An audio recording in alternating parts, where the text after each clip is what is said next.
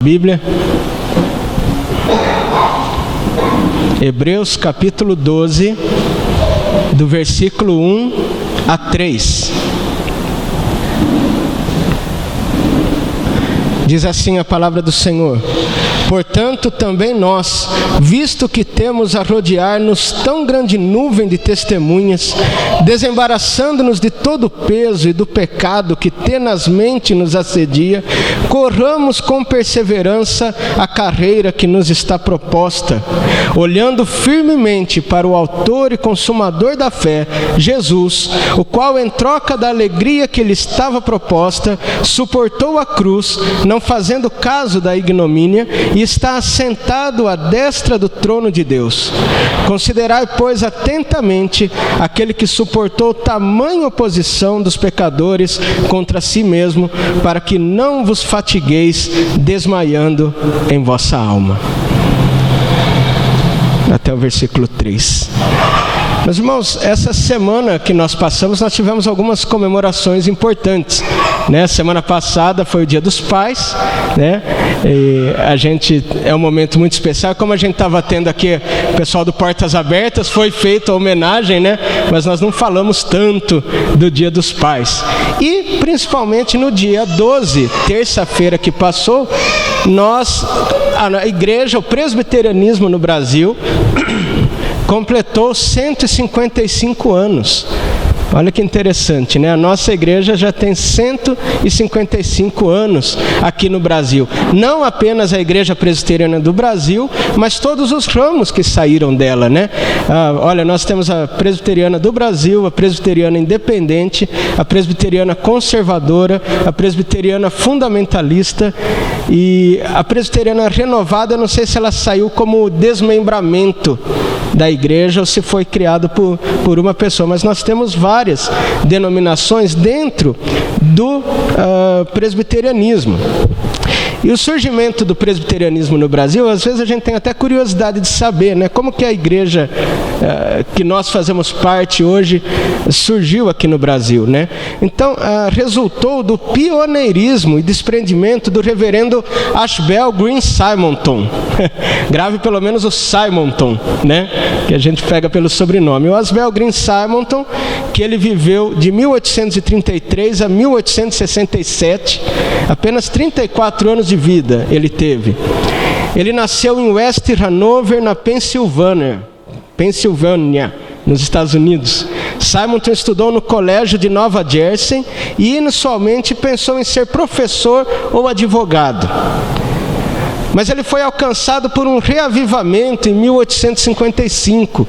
Os irmãos acho que já ouviram falar, aquelas cultos de reavivamento, acampamento, sabe aquela ênfase que às vezes a gente faz, precisa reavivar? Ele, um jovem que fez parte disso. E ele fez sua profissão de fé e pouco depois ingressou no seminário de Princeton. E um sermão pregado pelo seu professor, o famoso teólogo Charles Hodge, né, que é um grande teólogo que tem teologia sistemática escrito aí, ele levou a considerar o trabalho missionário no estrangeiro. Você vê, foi o avivamento, o seminário e ele sendo tocado para ir para o exterior. 3 anos depois, ele candidatou-se perante a Junta de Missões da Igreja Presbiteriana dos Estados Unidos, citando o Brasil como campo de sua preferência. Que coisa, ele não conhecia o Brasil, ele não falava nada de português, mas sabe quando a gente vê os mapas, igual a gente olha lá atrás, que tem um mapa que a Portas Abertas deixou aí, vê países não alcançados, não sei o quê, e ele olhava lá e viu o Brasil, e Deus colocou no coração dele de vir para o Brasil. Ele foi ordenado e 2 meses depois da ordenação, eu fico imaginando, gente, porque é tudo muito rápido. É pouco tempo. 2 meses depois da sua ordenação, ele embarcou para o Brasil, chegando no Rio de Janeiro no dia 12 de agosto de 1859. É por isso que o 12 de agosto ficou sendo o dia do presbiterianismo. E ele tinha, sabe quantos anos? 26 anos. Um jovem, né? Em abril, ele chegou em 59. Em abril de 1860, Simonton dirigiu o seu primeiro culto em português. Aprendeu o português, juntou com pessoa lá que sabia. E em janeiro de 1862, ou seja, 2 anos depois do primeiro culto, ele recebeu os primeiros convertidos, que se eu não me engano foram 3, sendo fundada a Igreja Presbiteriana do Brasil, no Rio de Janeiro, que hoje é conhecido como a Catedral Presbiteriana, com 3 membros, certo?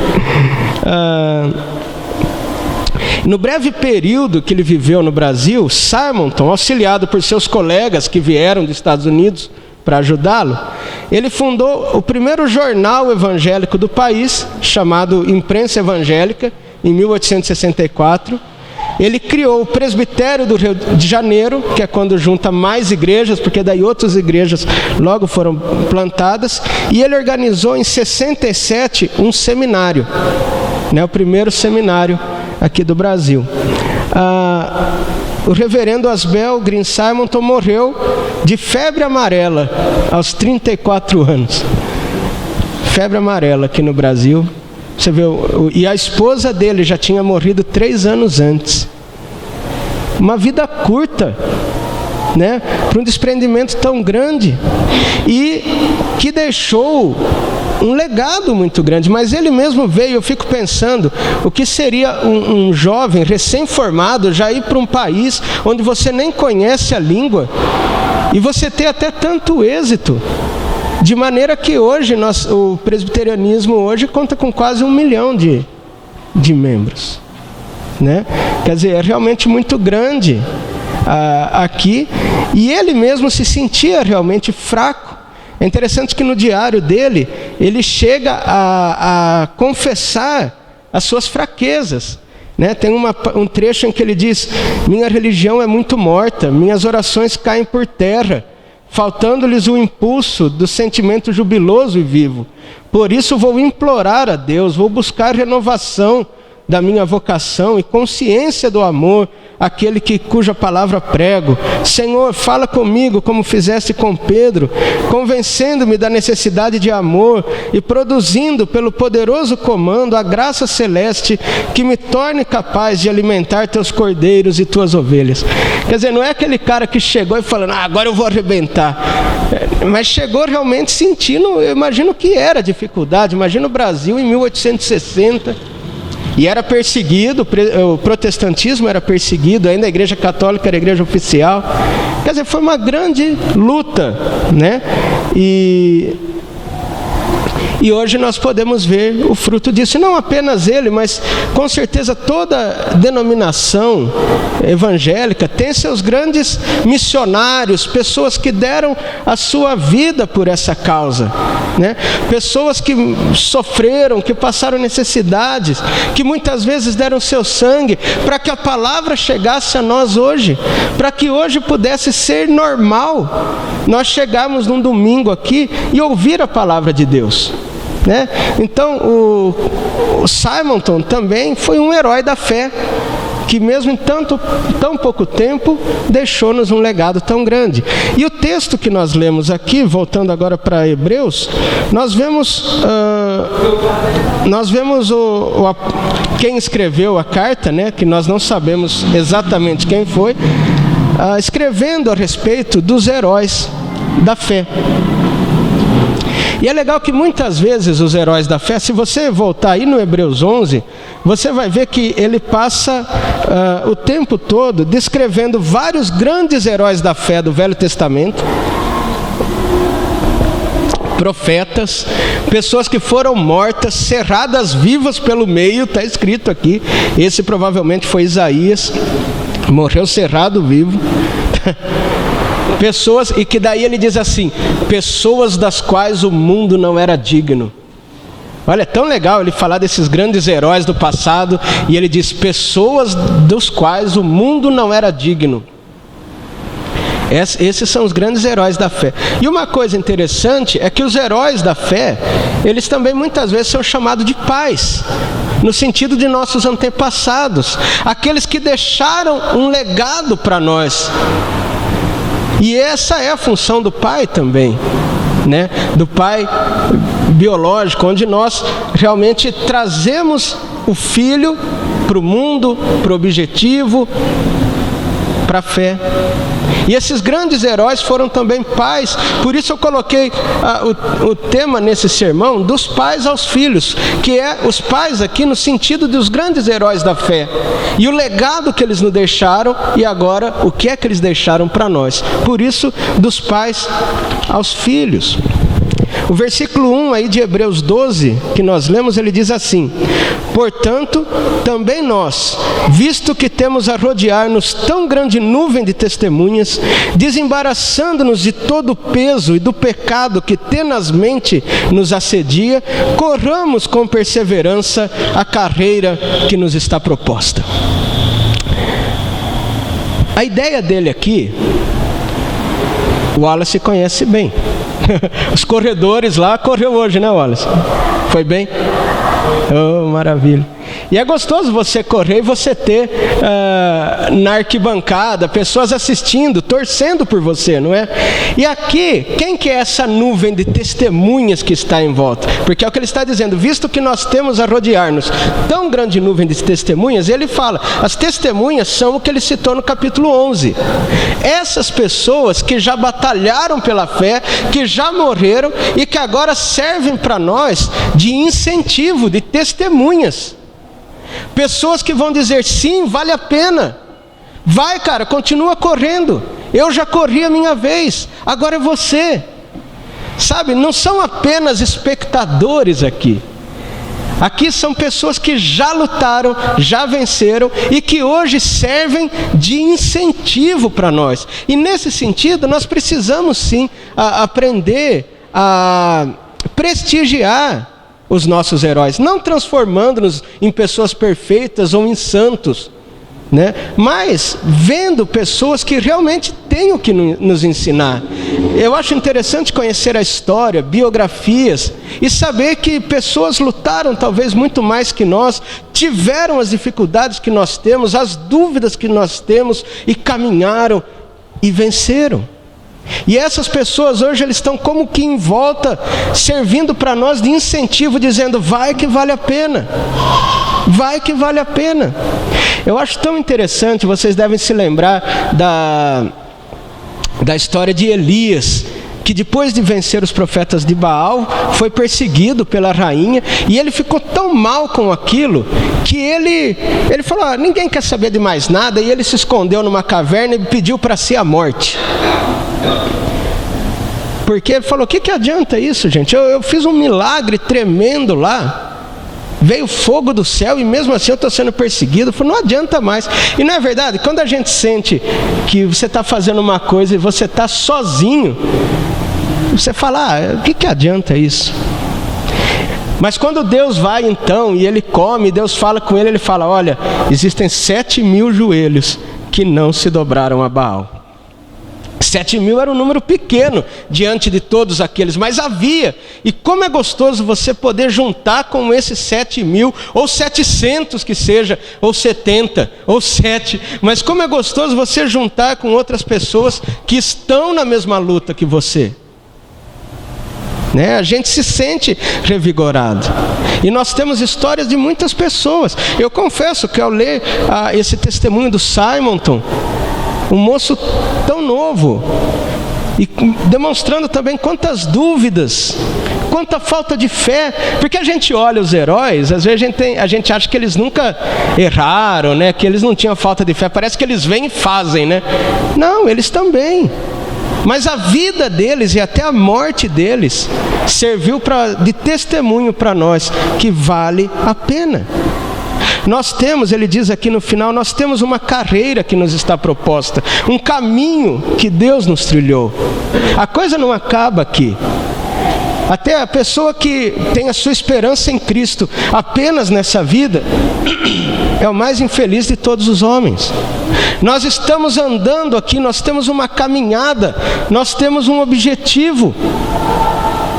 E por isso esses homens do passado, homens e mulheres do passado, e outros que nós podemos citar, até pessoas mais próximas de nós, que talvez nos apresentaram a Jesus Cristo, que talvez nos aconselharam em momentos, essas pessoas, elas estão torcendo por nós, como que dizendo, olha, vai. E por isso ele diz, então, vendo que nós estamos sendo rodeados por essa nuvem de testemunhas, vamos nos desembaraçar de todo o peso do pecado que tenazmente nos assedia. Porque o pecado começa, gente, da desilusão, do desânimo. Nada vale a pena mesmo. Então, sabe, se desembarace desse pecado. Olhe para essa nuvem de testemunhas, veja assim pessoas que estão te incentivando e diga: sim, eu vou para frente. Eu vou correr a carreira que me está proposta. Porque quando Jesus Cristo nos salvou, Ele nos deu uma caminhada para a gente caminhar. A vida cristã nunca é parada, ela sempre é para frente. Mas, em segundo lugar, principalmente, os nossos olhos devem estar fixos em Cristo.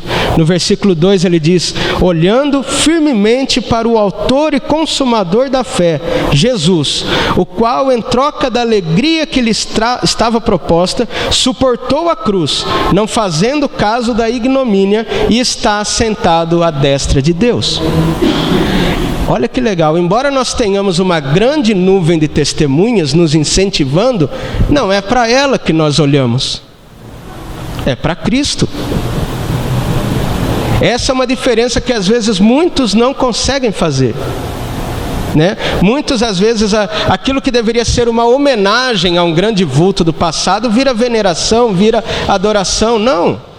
Nós podemos até reconhecer que muitos dos santos da Igreja Católica foram realmente grandes cristãos que tiveram grandes histórias e grandes testemunhos.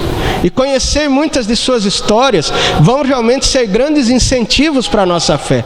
Mas nós não devemos achar que nós temos que olhar para eles. Eu imagino até eles mesmos dizendo: não olha para mim não, olha para Jesus, vamos. Eu venci porque eu olhei para Jesus. Olha você também para Jesus, não para mim, né? Eu tenho certeza que os verdadeiros santos, eles dizem isso.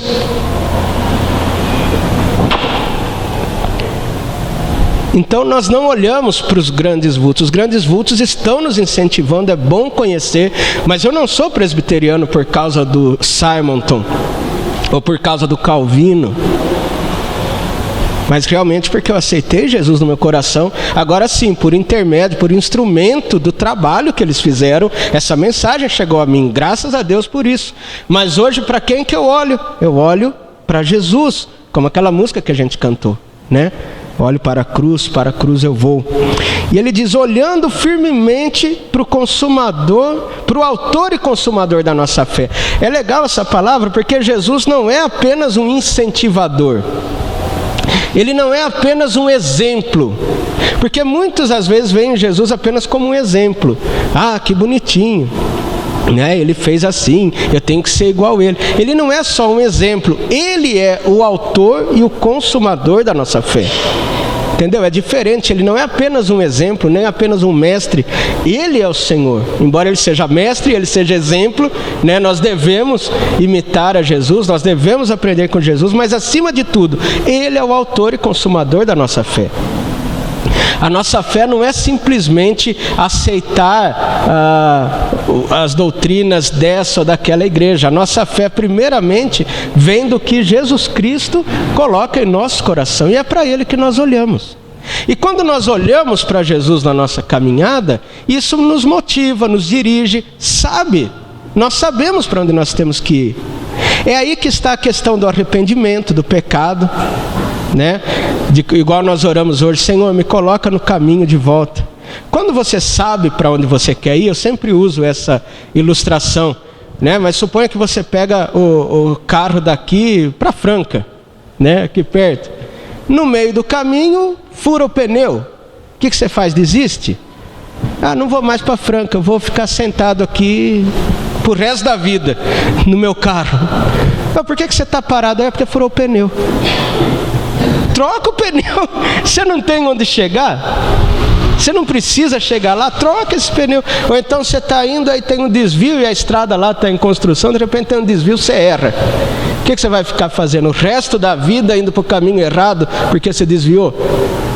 Não, se você sabe para onde que você tem que ir, faz o retorno. né? E o Espírito Santo é aquele que às vezes vai pôr nas placas para a gente, fala, opa, volta. E a gente vai.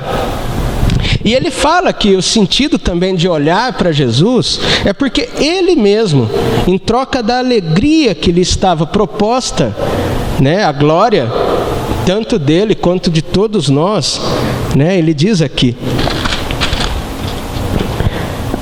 o qual, em troca da alegria que lhe estava proposta, suportou a cruz, não fazendo caso da ignomínia, ou seja, a vergonha, e está sentado à destra do trono de Deus. A ideia dele é dizer, olha, o próprio Jesus, por causa da alegria que lhe estava proposta, ele suportou a cruz, ele suportou a vergonha, ele suportou aquilo que a gente não quer nem passar perto, ele suportou e suportou por nós, suportou pela alegria que ele mesmo conquistou, a alegria que ele divide conosco. A grande questão da nossa fé é para onde nós estamos olhando. O mais importante da fé não é a velocidade que você está correndo, mas a direção para onde você está seguindo. A direção é mais importante que a velocidade. Manter os olhos fixos em Jesus é o que nós precisamos. E olha que interessante então, né? Nós temos uma nuvem de testemunhas, pessoas que pela sua fé já lutaram, já venceram. Nós temos um objetivo, estamos olhando fixamente para Jesus. E aí nós caminhamos, e é dessa maneira então que nós nos mantemos firmes até aquele dia. No versículo 3 ele diz, considerai pois atentamente aquele que suportou tamanha oposição dos pecadores contra si mesmo, para que não vos fatigueis desmaiando em vossa alma. Olha que palavra forte.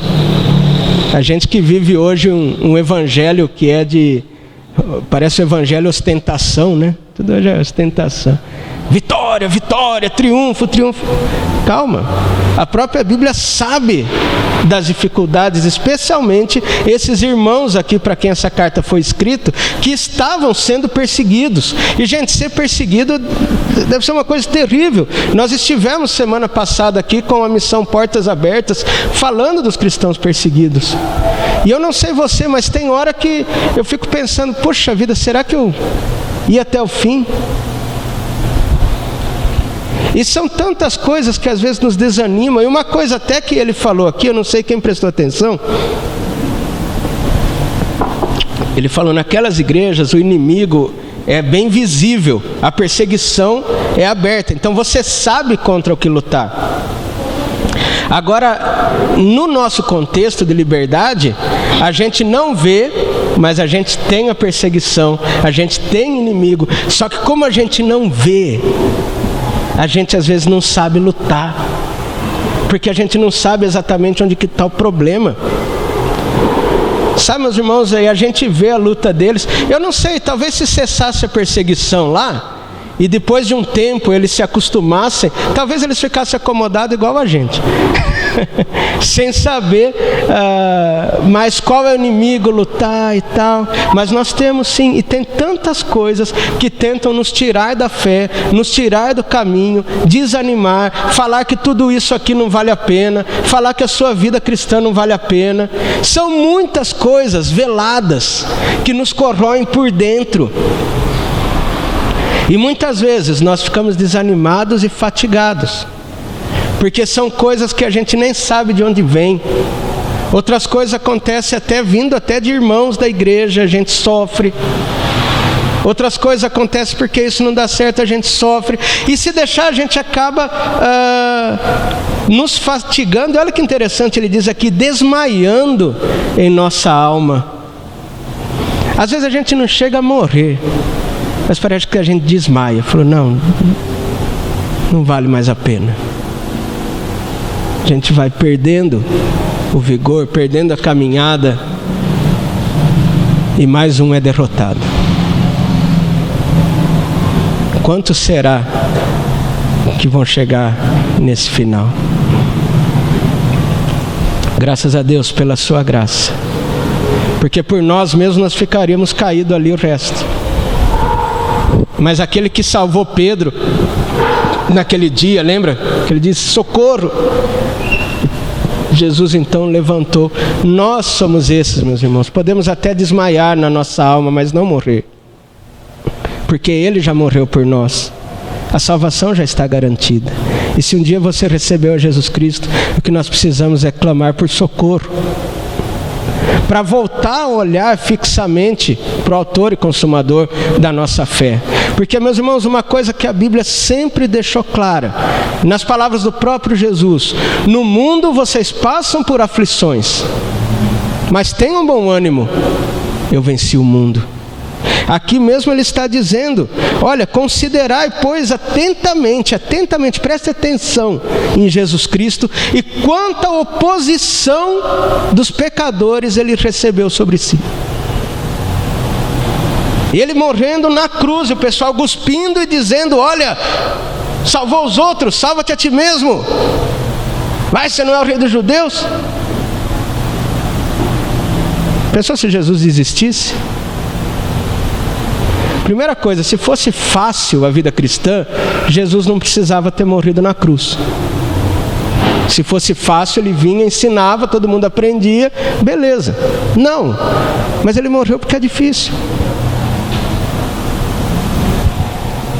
E ele perdoou a todos nós. Por isso ele diz: considerai atentamente aquele que suportou tamanha oposição dos pecadores contra si mesmo, porque olhando para Cristo, aí você não se fadiga, não desmaia na sua alma. A gente se fadiga e desmaia quando a gente começa a olhar para todo o resto, menos para Jesus. A Bíblia é clara, gente, a Bíblia nunca enganou ninguém. O mundo é difícil, as coisas são difíceis, o amor vai se esfriar cada dia mais, a coisa vai ficar difícil, a hipocrisia é grande. A grande ênfase é: mantenha-se fiel, ser fiel até a morte, e dar-te-ei a coroa da vida. Meus irmãos, nós temos pais do passado, ou mesmo aqueles pais mais próximos que mostraram a nossa fé. Os pais, muitas vezes biológicos, que bênção é poder ter o pai biológico nos dirigindo na fé.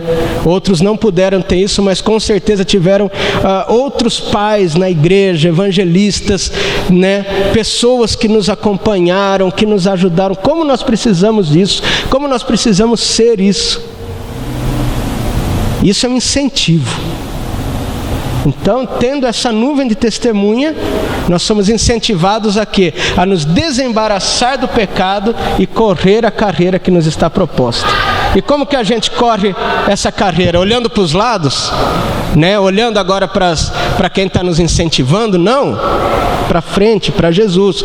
Quem está do lado está incentivando, mas eu estou olhando para Jesus, eu sei para onde que eu tenho que ir. Se eu parar, eu sei para onde voltar a andar. Se eu desviar, eu sei onde é que está o caminho certo. E vamos, olhando fixamente para Ele. E olhando para Ele, nós vamos ver o tamanho da oposição que Ele sofreu. E vemos que Ele foi fiel até o fim. E é Ele mesmo quem nos habilita também a sermos fiéis. O Espírito Santo que está em nós nos habilita a sermos fiéis. Então que sejamos fiéis e que nós agora, é a nossa vez de dar continuidade a esse legado que nossos pais trouxeram até nós. Agora é a nossa vez, é a nossa geração de manter esse legado até a próxima geração. E que Deus, que é o Senhor de todas as gerações, esteja nos abençoando para que essa palavra continue sendo pregada enquanto houver mundo, e depois estaremos para sempre com Ele na sua glória. Que Deus assim nos abençoe. Amém.